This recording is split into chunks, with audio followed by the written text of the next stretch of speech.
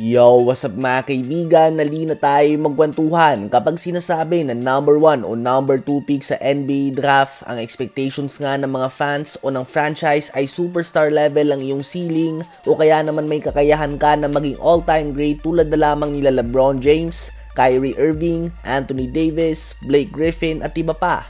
Ganun pa man sa draft class ngayon ay tila ba masikat at pinag-uusapan pa ang number 55 pick kaysa sa top 1 at top 2. Well, naganap na nga mga kaibigan ang NBA debut ng number 1 pick Zaccharie Risache noong isang araw at nagtala siya ng 7 points, 1 rebound, and 0 assists on 2 of 8 shooting sa field sa loob ng 19 minutes of playing time off the bench.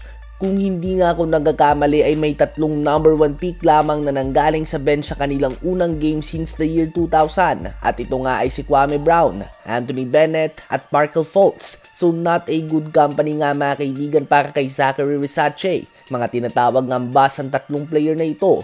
Habang ang number 2 pick at kapwa niya French player Alexander Sarr ay hindi din naging maganda ang kanyang NBA debut. Bukod nga sa tinambakan sila ng Boston Celtics at pinasayaw siya ni Jason Tatum, siya ay nagtala lamang ng 2 points and 5 rebounds on 1 of 7 shooting sa field, 0 of 5 sa 3-point line at team worst negative 24 na plus-minus sa loob ng 22 minutes niya sa loob ng court. So not the ideal start para sa number 1 and number 2 picks sa draft ngayon. Hindi nga mataas ang expectations sa kanila ng mga fans dahil sinasabi ng madami na hindi malakas ang draft class na ito. In fact, ang pinakamahina nga daw in the last 10 years.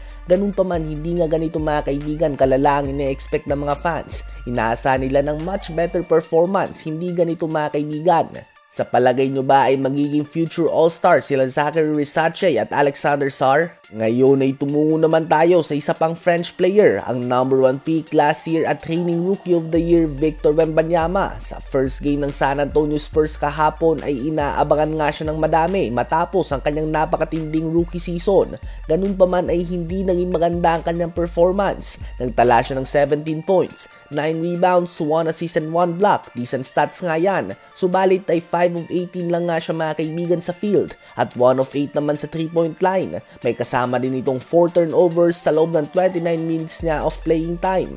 Habang si Dereck Lively II naman ay nagtala ng 15 points, 11 rebounds and 6 assists on 6 of 8 shooting sa field para sa Dallas Mavericks. Again, katulad lamang sa opening game ng kanilang rookie season last year, muling nasapawan ni Dereck Lively si Victor Wembanyama.